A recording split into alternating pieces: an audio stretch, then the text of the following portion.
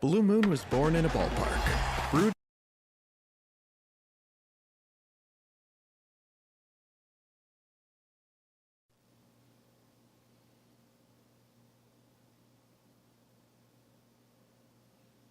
And we're live from the basement studio. Well, what I have working of the basement studio. Welcome into another Monday Night live stream. Hopefully, you are all having a good 4th of July extended weekend. We'll see how many of you actually are able to make the stream live. If you are watching later, please comment down below. I would appreciate it.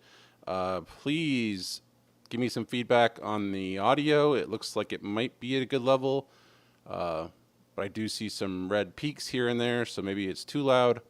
But as you saw, the first thing that's different is I had a transition, a stinger, compliments of Tony, and I can also, change sources. Like you see my media pool, media pool. I have a couple of graphics loaded in. And I'm now using basically a fly pack. So as I mentioned last week, tried out vMix. I like it. Not sure I'm going to stick with it, but I got my hands on a fly pack and at a good deal. So the fly pack has a Blackmagic television studio HD. It has a HyperDeck in it. It has a small mixer and two little monitors from Blackmagic. Forget what they're called.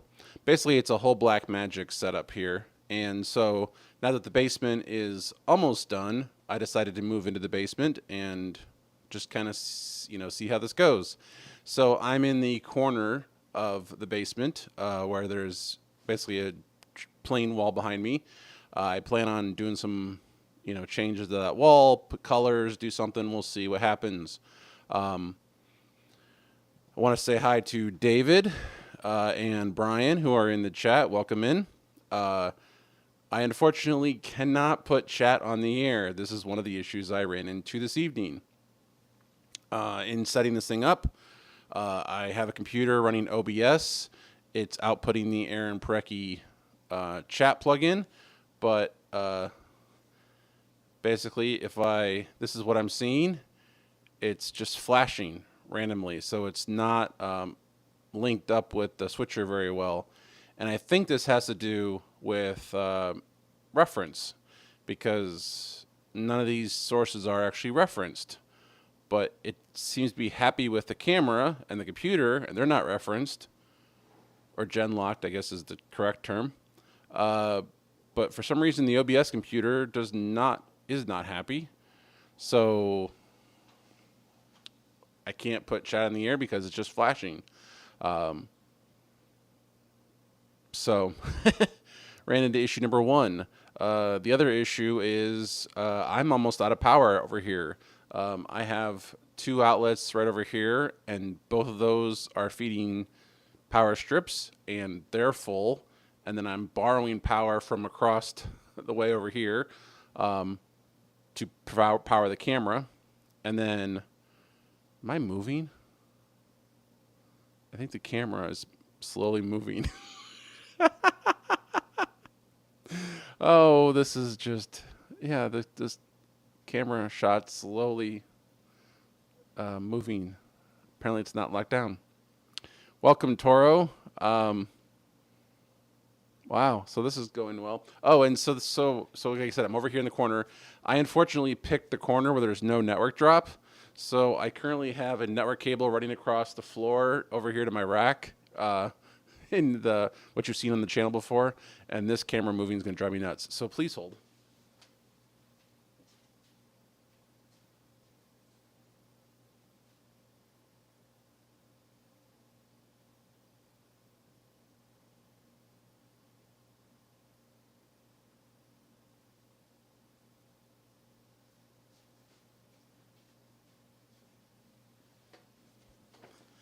All right, that's better.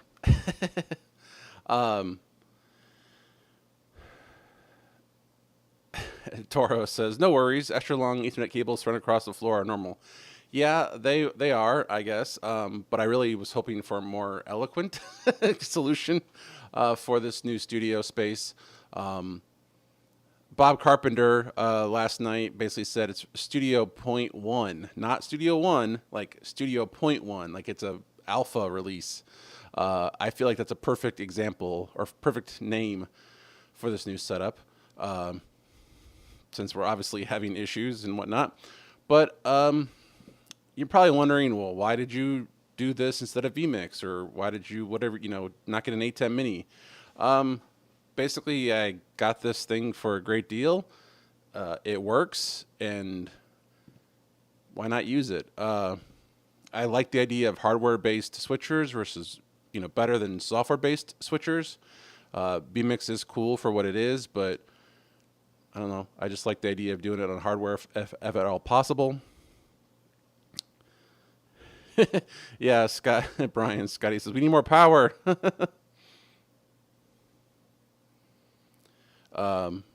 So I mean, definitely need more power. I have so many thoughts going through my head right now about ways I want to improve this, tonight, but I just simply ran out of, options. One of the things is this FlyPack has 2, 4, 6, basically 7 rack units, and I'm already thinking I need a bigger rack. Like I need to take this out of this unit, put it into a bigger rack, because I need to have built-in power. I'm using a Ubiquiti Flex Switch 5, or what do they call that? Little 5-port USB powered switch. I'm using one of those. All 5 ports are busy, and I still have things I can't plug in. So the encoder for the stream, which is actually one of the U-Ray encoders that we used for the SRT stream a year ago, if you remember that, I'm actually using the U-Ray encoder to send it to YouTube. That's across the way as well, because no more Ethernet, no more power over here. So I'm running an Ethernet cable and an SDI cable all the way across the floor to the rack over there, where basically everything's plugged in. And so the U-Ray encoder can't live in the rack. I need to get a better switch for the rack. I need more power. I was up till 1 o'clock last night, basically working on getting Companion loaded. So I'm using the Stream Deck, and the Stream Deck via Companion is talking to the various pieces of hardware in here. Pretty cool setup. Aaron Precky, all of them do it. Tony, I think, does it. Keith does it. So pretty cool setup, but that took me a while to figure out, because Companion wouldn't install on the Raspberry Pi last night like I had hoped it would. So I ended up downloading their pre-made image, and that worked. But I had tried this Raspberry Pi 4 cool case that I had and whatnot. I had tried to do the Raspberry Pi 4, build it myself. That did not work, so that was a giant waste of time. So I ended up going with a Raspberry Pi 3B that I have in an old case, and just threw it behind the rack, and it's on the floor currently. It works. It's definitely not ideal. Ideally, I'd want that in the case. I don't see myself actually going places with this FlyPack, but I like the idea of having it all in one rack. Put the cover on it, you're done. There's no need to worry about things getting messed up, or things getting broken or whatever it is. You can just put the case on it and leave it alone.